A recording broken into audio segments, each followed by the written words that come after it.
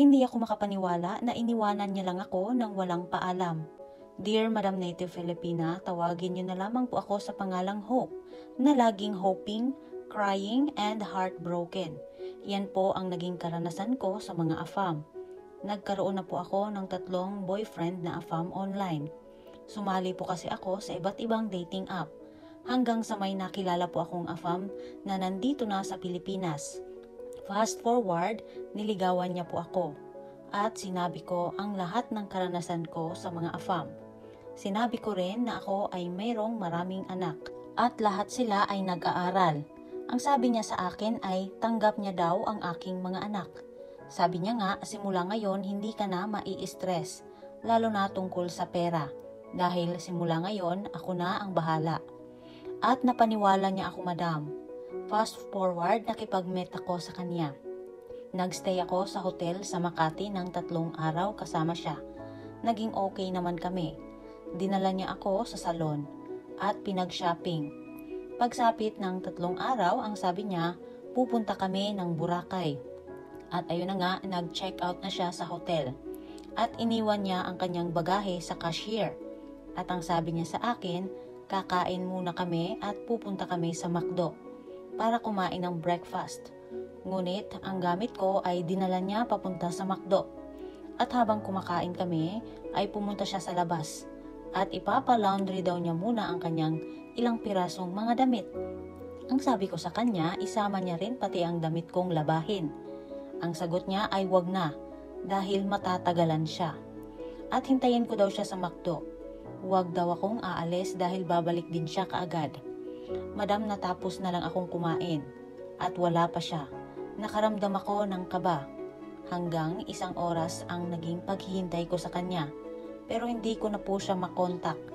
Sobrang lungkot ko dahil hindi ako makapaniwala na iniwan niya lang ako na wala man lang paalam. So ayun na nga, bumalik ako sa hotel at hinanap ko siya. Pero madam, hindi ko na siya nakita. Tinanong ko ang cashier. Ang sabi sa akin, nakuha na daw ni AFAM ang mga gamit niya. At sabi ng guard, nakaalis na. Para akong nalantang gulay. Nag-book na lang ako ng ride papuntang Novaliches. Ang aking anak ay hindi rin makapaniwala dahil ang mga anak ko ay nakausap na rin niya. Hindi ko pa rin siya nagawang i-block sa WhatsApp, madam. At tinatawagan ko pa rin siya. Pagkalipas ng 1 linggo ay nakita kong naka-online na siya. At nabasa niya na lahat ng mga messages ko sa kanya. And then nag-reply siya. Ang sabi niya na pumunta nga daw siya ng Boracay. Ngayon, padadalhan niya daw ako ng pamasahe para ako naman ay sumunod sa kanya. Sabi ko naman ayaw ko. Sabay sabi na bakit mo ako iniwan? Sabi niya sa akin, madam, nagkaroon lang daw siya ng biglaang problema. Pagkalipas ng ilang araw, tumawag ulit sa akin. Sabi niya, nandun daw siya sa Indonesia. At gusto niya na pagbalik niya ng Manila, sunduin ko daw siya sa airport dahil sobrang miss na daw niya ako. Sabi ko naman na may trabaho ako at hindi kita masusundo. Hanggang sa dumating na nga siya sa Manila, madam. Walang tigil ang kakatawag niya sa akin. Napuntahan ko daw siya sa Makati, doon sa dating hotel na pinag-istayhan namin.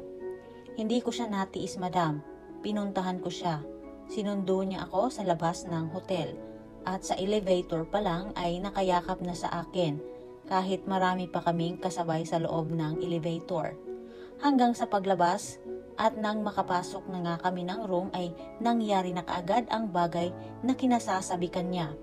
At nang makatapos na ay nakatulog siya and may tumatawag sa cellphone niya. So nagising siya. So sinagot niya ang tawag at sinabing I'm sleeping. And then sabay patay ng phone niya. At hindi naman ako nakatulog. Nakaramdam na naman ako ng kaba. Hanggang sa nagising na siya. Sabi niya sa akin, my love, are you hungry? Ang sagot ko naman ay yes. So ayun, bago kami bumangon, humirit pa siya ng 1 pang round. And then pagkatapos, sabay kaming nag-shower. Pinaliguan niya ako. Pero hindi pa rin nawawala ang aking kabang nararamdaman.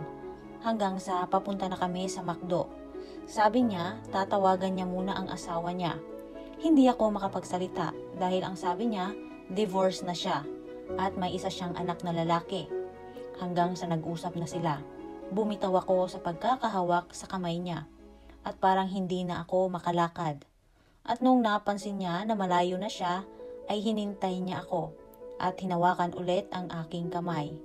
Hindi ako nagsasalita at naririnig ko lang ang pag-uusap nila ng kanyang anak.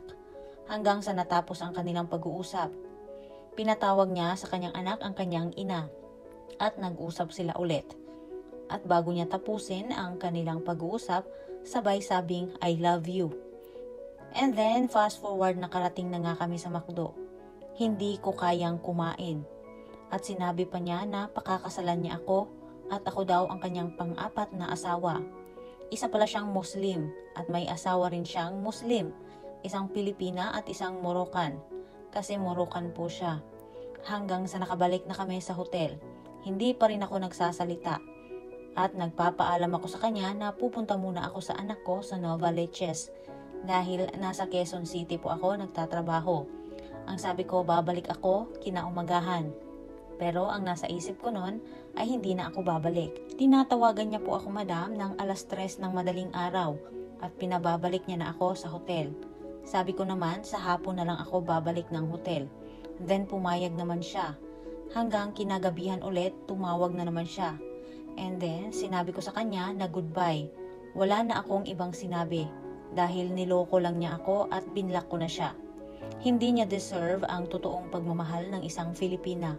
Hanggang dito na lang po ang kwentong AFAM ko, madam. Marami pong salamat at marami po akong natututunan sa bawat kwentong binabasa nyo. At sana magkaroon din ng aral ang kwentong AFAM ko sa iba. God bless po, madam. So para po sa mga Filipinang naghahanap ng AFAM, huwag pong puso ang pairalin natin palagi. Gamitin din po natin ang ating isipan. Maraming salamat po. Dear Madam Letter Sender, una, nagpapasalamat ako dahil ibinahagi mo ang iyong kwentong AFAM para kapulutan ng aral sa mga kapwa nating AFAM hunters. Hindi na naman makakatulong kung sisermonan pa kita kasi tapos na, nangyari na. Ang importante at ikinatutuwa ko ngayon, ikaw ay natauhan at tuluyang tinigilan ang kahangalan na patuloy pang umasa sa isang relasyong wala namang patutunguhan. Sabi nga nila, madam, once is enough, twice is too much, and thrice is stupidity. Kaya mabuti na lang hindi ka umabot sa pangatlo na pagiging stupido. Mabuti na lang mulat ka pa din at hindi ka nagpaalipin sa silakbo ng damdamin. Tama nga naman, sender, minsan utak ang paganahin. Huwag laging sundin ang utos ng damdamin. Aminin man natin o hindi, ang realidad kapag puso ang laging susundin ay madalas tayong nakakagawa ng maling desisyon. And then later on, atin ding pagsisisihan kung bakit natin nagawa ang desisyong iyon. We should always remember to keep our mind powerful than our feelings. Basta alam nyo na po ang ibig kong sabihin. Ito pa, reminders mga madam. Itong kwento ni sender ay babala na naman. Huwag talagang magpadalos-dalos makipagkita. Huwag bumuka ka kaagad sa unang pagkikita. Once ang AFAM na nasa Pilipinas na. Kasi kadalasan yung pakay nila alam nyo na. Kailangan lang nila na may maparausan during vacation nila. Huwag basta-bastang maniniwala sa mga pangako. Hindi porket pinangakuan kang pakakasalan niya, maniniwala ka na. Kung tutuparin mabuti, pero at least kung hindi, hindi naman masyadong masakit. Kasi hindi ka naman talaga nag-expect. Sender, ang sakit-sakit ng ginawa ng AFAM sa'yo nung unang encounter nyo pa lang. Actually, nagbabasa ako ng kasunod ng pang-iiwan niya sa'yo sa McDonald's, inanggigigil po ako sa'yo. Kasi hindi mo siya magawang i-block at umaasa ka pa din. Buti na lang, bumawi ka sa dulo ng kwento mo kasi kung hindi, tatalakan talaga kita dito. Tama na, sender ha, utang na loob maghanap ka ng AFAM na ikaw lang ang pupuntahan sa Pilipinas. Huwag yung nandyan na kasi tuhog turista yan. Ako nanggigigil ako sa'yo, sender ha, nung nakipagkita ka pa for the second time. Gumala na nga sa ibang lugar sa Boracay, pumunta pa ng ibang bansa, tapos bumalik. Tinanggap mo pa rin. Hindi ka ba nag-iisip na baka mahawaan ka ng sakit? Ang dami-dami din palang asawa, Diyos ko, nakakadiri. Kaya sender, lesson learned ito ha. Kapit ka lang, makakahanap ka din ng matinong AFAM. Sinabi mo nga 'di ba na hindi niya deserve ang pagmamahal ng isang Pilipina na kagaya mo. Tama ka dyan. Kaya mas lalong pahalagahan mo ang sarili mo. Kahit marami ka pang anak, iwag kang papayag na gawing parausan lang. Ipagdasal mong darating ang araw na may AFAM na pupunas ng iyong mga luha and at the same time kayang buuin muli ang mga nabasag mong puso. Magpakatatag ka lang, madam. Keep your hope, and I am looking forward for the day na babalik kang muli para ikwento ang masayang part 2 ng kwentong afam mo.